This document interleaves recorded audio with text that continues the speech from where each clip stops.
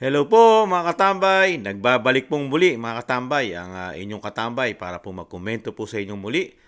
Si Kamanong po sa Tambayang Makabayan. Ito po, komentuhan po natin itong nakaraang balita dahil alam naman po natin itong mga ilang oras na lang po ay tatalakayin na rin po ang budget po ng Office of the Vice President mga katambay. Ito po, komentuhan po natin ito namang nakaraang sa Kamara dito po sa proposed budget po ng Office of the President mga katambay. At ang pinagtataka po ni Kamanong sa laki po ng budget ng Pangulo napakabilis. Napakabilis pong naipasa mga katambay. Very sinasabi nga super express. Wala na pong mga tanong-tanong at talagang lahat ng gustong magtanong ay bokya. Nabablock po mga katambay. At wala na pong tanong-tanong nga doon sa mga sinasabing confidential fund, kung paano po ginastos ng Pangulo sa loob lang ng 12 buwan. At hindi na hinimay ang mga extra pang sinasabing budget na galing sa taxpayer, di po ba? Yung travel fund, di ba? At yung confidential fund at marami pang fund. Ito po, napakalaking pera po pero wala man lang wala man lang himay o hindi man lang natanong o inungkat ang sinasabing nasaan ang mga resibo nito mga katambay. Napakalaking pera. 10.5 billion ang pondo po, ang proposed budget po na naipasa sa napakabilis na sandali lamang ito mga katambay. Pakinggan po natin ang balita at komentuhan po natin yung express budget ng Pangulo ng Bansa. Mr. Chair, as part of the long-standing tradition and practice of the House of Representatives and Committee on Appropriations to extend parliamentary courtesy of the Office of the President I object, and Mr. recognition Mr. of Chair. his distinguished role and significance in government, I move that we terminate the budget hearing of the Office of the President. Is there a second I to the object, Mr. motion? Chair. Pagkatapos ipresenta ni Executive Secretary Lucas Bersamin sa House Committee on Appropriations ang panukalang pondo ng tanggapan ni Pangulong Bongbong Marcos Jr. para sa 2025, agad na inihain ang mosyon na tapusin na ang pagdinig. Ito ay alinsunod sa matagal ng tradisyon na parliamentary courtesy ng House of Representatives sa Office of the President. Tinutulan pa sana ito ng Makabayan Bloc Representatives dahil nais na mga itong busisiin ang paggamit ng pondo sa ilalim ng tanggapan ng Presidente kasabay ng iba pang mga issue. Mr. Chair, I object dahil sabi po ng Presidente, all government agencies undergo the same process tuwing budget deliberations bilang sagot sa Office of the Vice President, Mr. Chair. So kung ganun, Mr. Chair, na ita-terminate natin ngayon yung deliberations, we are affirming ang pagiging brat ng Vice President. And in fact, Mr. Chair, pinapalabas natin na nagsisinungaling yung mismong Presidente na mag-undergo ng scrutiny, Mr. Please Chair. back your statement na nagsisinungaling yung Presidente. No, Mr. Chair, that would depend on the decision of this committee. Kasi on record yun, Mr. Chair. We have to delete that portion where you're insinuating that there will be pagsisinungaling if we follow tradition. We're a co-equal branch of government and the President cannot dictate on this committee or in each congressman the wills of each congressman. Ngunit dahil 51 kongresista ang bumotong pabor at 3 lamang ang hindi sang-ayon sa agarang termination ng budget deliberation, kaya natapos ang pagdinig sa loob lamang ng 15 minuto. Oh, man. Pinagbigyan naman ng House panel ang Makabayan Bloc na makapagsalita. Si House Assistant Minority Leader at Gabriela Women's Representative Arlene Brosas, nais sanang itanong ang issue kaugnay ng kontrobersyal na religious leader na si Apollo Kibuloy at ang issue ng unprogrammed appropriations. Mr. Chair, gusto rin naming matanong, will the government go after those who aided Kibuloy? Kasi kung matatandaan, sabi ni former President Duterte, alam daw niya kung nasaan si Kibuloy, pero secret lang daw. Si VP Sara Duterte, sabi niya, nasa langit daw. Obstruction of justice ito. Isinala nga natin ang Office of the Vice President dito, tapos ngayon nagbibigay ng courtesy sa Office of the President. Double standard dito. Nade-deprive ma-deprive ang mga mamamayang Pilipino na malaman paano ginastos ng presidente, pinakamataas na opisyal sa Pilipinas, ang kanyang pondo. Si House Deputy Minority Leader Representative Franz Castro naman nais sanang magtanong sa issue ng confidential at intelligence funds ni PBBM para sa susunod na taon. Halagang 10.5 billion pesos ang 2025 proposed budget ng Office of the President. Sa ilalim ng panukala, 2.25 billion pesos ang confidential funds, samantalang 2.31 billion pesos naman ang intelligence funds. Yung papalobong intelligence funds and confidential funds. So mapapansin natin, Mr. Chair, sa 10 billion na budget ng Office of the President, halos kalahati dito ay nasa CF at saka intelligence fund. Sa uli, tiniyak ni House Majority Leader Representative Manix Dalipe na sa plenaryo na matatalakay ng husto sa Kamara ang 2025 proposed budget. Ito na ang pangatlong taon na mabilis na nakalusot sa House Committee. Mga tambay, pangatlong taon, napakabilis nakalusot. Express, mga tambay. At yung sinasabi po ng mga congressman na hindi sila nadidiktahan dahil magkakaiba po ng sangay ng gobyerno ang ating bansa. Naniniwala po ba tayo, mga tambay, dito sa mga nakasunan dito po? Ito po yung logo na sombrero ko, mga tambay. Yan, kayo na po ang tumingin kung ano yung logo, mga katambay. Ganyan po yata ang ating mga congressman o representative. At talagang napakabilis, 10.5 billion sa loob lang po ng 15 minuto, kung hindi nakakamali si Kamanong, naipasa po.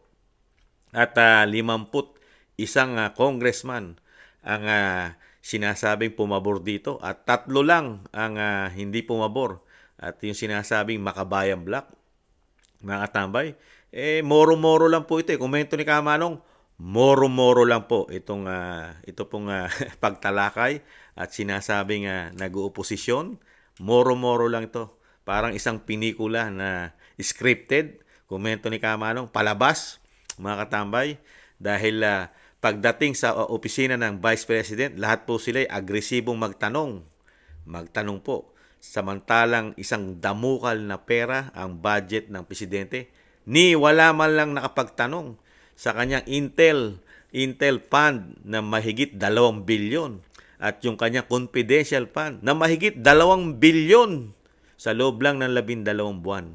At yung kanya pang mga budget kaya tumataginting po ito na 10.5 billion peso sa loob lang ng 12 taon. Para po ito sa 2025 budget po ng Office of the President. At nakita niyo po, mga tambay, ni isa, congressman, walang nagtanong sa napalaking intelligent fund po ng Pangulo at ng confidential fund na bilyon-bilyon, mga katambay. Kulang 5 billion na po. Kulang 5 billion. Ito po ay hindi makakatulong po ito. Walang pagtugon po ito. Talagang confidential po halos ang bilyones na hawakan ng Pangulo, mga katambay. Nakakalungkot lang, Sinasabing ang Kamara daw ay may karapatan talakayin, himayin ang bawat sentimo ng taxpayer dahil pera daw po ng bayan. Yan po ang kadalasan sinasabi po ng mga congressman, mga representative ng Kamara. Pagdating po sa budget ng Office of the Vice President, lagi po natin maririnig yan na kailangan pong himayin lahat ng pera na papasok sa opisina ng Office of the Vice President dahil ito daw po ay pera ng bayan. Pagdating sa opisina ng Office of the Vice President ay napaka-concern po nila sa pera daw ng bayan. Pagdating po sa opisina ng Presidente, wala po silang concern. Hindi po sila concern sa hinahawakang pera ng bayan na ginagastos po sa opisina ng Presidente na ubod ng laki, mga katambay. Confidential fund pa lang, mas malaki pa sa budget ng Office of the Vice President.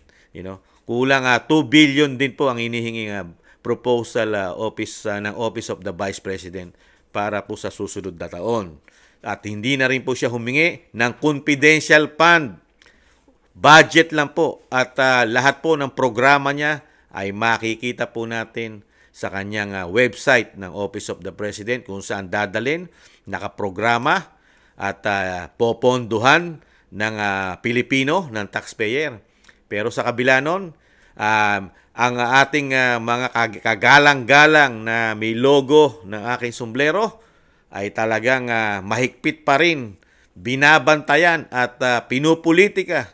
May kasama pang demolition job ayon po sa Vice President. Dahil una-una, hindi na raw siya kaalyado.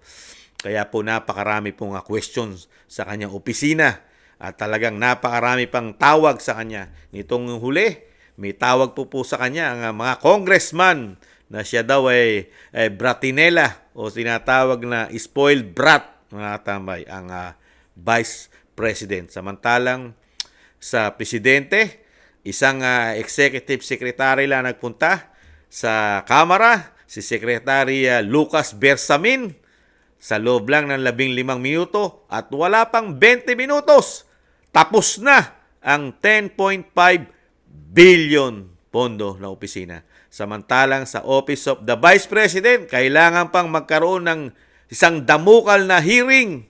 Isang damukal, pabalik-balik po. Ngayon, mayroon na naman po, pag-uusapan na naman po sa Kamara, ang budget po sa 2025. At ito po, inaasahan na ni Kamanong na hindi agad ito tutumbok doon sa budget. Ito po tutumbok pa sa pamumulitika po ng sinasabing parte ng demolition job o political harassment sa Office of the Vice President. Nakikita na ni Kamanong, ang mga tanungan dito ay napakarami. Hindi po ito, sasamahan po ito ng pamumulitika. Dahil mismo, pati kay Kibuloy, tatanungin din po sa budget ito, mga tambay. Tatanungin. At yung budget po na nakaraan na, at talagang nasa COA na ang report, at nasa Supreme Court na, yung 2022, na galing po sa opisina ng Presidente, yung 125 million na mismo sa opisina ng Presidente galing, na hindi man lang tinatalakay, na sinasabing involved din ang Presidente ng bansa dahil sa kanya galing sa opisina niya yung sinasabing 125 million na tinatalakay at pilit pinasasama ang confidential fund noong 2022, mga tambay. Pero yung sa Pangulo, wala man lang nakita ang mga congressman, yung 51 congressman na pumabor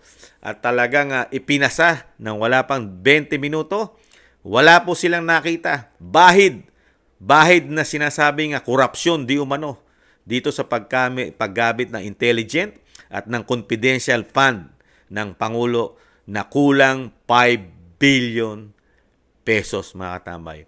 Confidential pa lang sa Intel Fund, maaagawa na ng napakaraming silid na sinasabing kinakapos tayo ng silid ng ating mga kabataan, ng ating mga future na sinasabing pag-asa ng bayan, eskwelahan, di ba? Ospital, yung yung sinasabing confidential fund pa lang, talaga maaagawa na sa buong Pilipinas ng sinasabing silid-aralan, mga katamay. Pero pagdating po sa mga congressman na sinasabi sila kapita-pitagan at talagang binubusisi nila ang pera ng bayan, ng taxpayer, nangyayari lang po itong pagbubusisi sa opisina ng Vice President. Pero sa opisina ng Pangulo, hindi po kasali. Exempted, mga tambay. Exempted sa pagbubusisi. Kayo po, mga tambay, ano po ang masasabi nyo rito sa ganitong sistema ng ating bansa?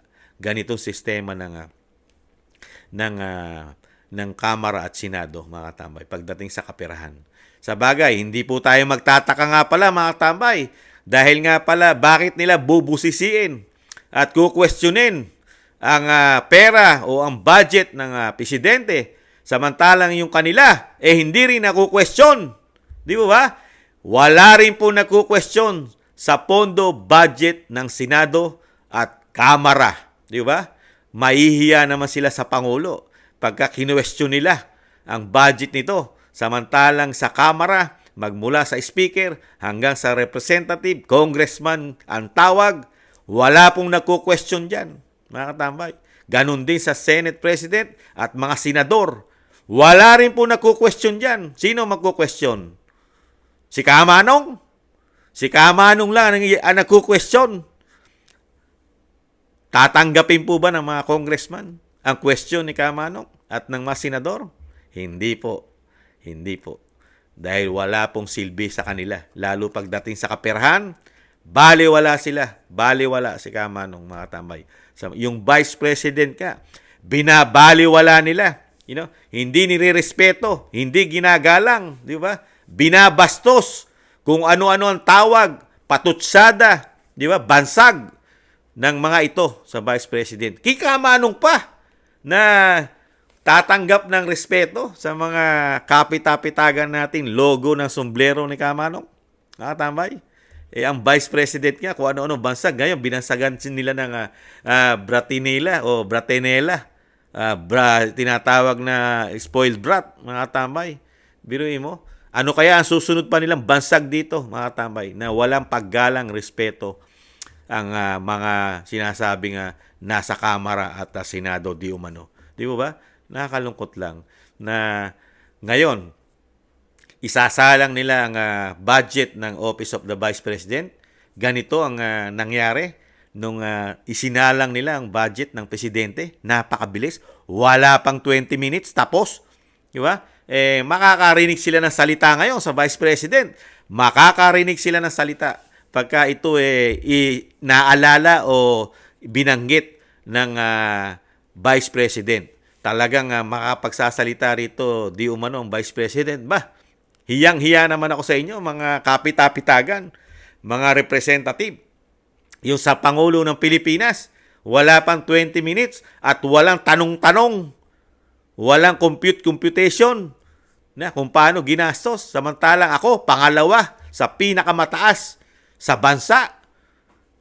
Ilang araw nyo na, ilang linggo nyo na pinag-uusapan ng aking pondo na mas malaki pa yung pondo ng confidential fund ng Pangulo kaysa sa pondo mismo ng Office of the Vice President na merong opisina sa buong bansa. Luzon, Visaya, Mindanao, may opisina ng Vice President na nagpapanksyon at may tulong sa mga Pilipino, lalo sa mga kapuspalad. Di ba? Saka, wala kang makikitang anomalya dahil nakaprogram po lahat ang budget. Ang gagawin po ng pondo ng Vice President, yung pondo na hinihingi niya, nakaprogram po. Pwedeng tingnan ng mga Pilipino at madaling intindihin ng mga Pilipino kung saan mapupunta ang kanyang budget ng Office of the Vice President. Kayo po mga tambay, ano po sa tingin nyo ang nangyayari sa atin? Di ba? May favoritism, di ba? May favoritism at merong political harassment at demolition job ang ginagawa nila. Dahil nga, ang sabi ng Vice President, pag hindi ka kaalyado, ang tingin sa'yo, kalaban, kaaway, kapolitika, mga katambay. Muli po si Katambay Manong na nagsasabing express lane, express, super express, ang nangyari po sa Kamara sa pondo ng Office of the President. 10.5 billion. Wala pang 20 minutes, tapos na, mga katambay. Maraming salamat po sa nakagusto po ng ating maliit na channel, Tambayang Makabayan sa YouTube at TikTok. At thank you po mga tambay sa mga nagla-like, share, and subscribe at sa mga nagko-comment. Maraming salamat. Sa muli po mga tambay, huwag po sana kayong magsawa at tangkilikin ang ating maliit na channel, Tambayang Makabayan. Maraming salamat po. Sa muli po, ingatan nawa. Bye-bye.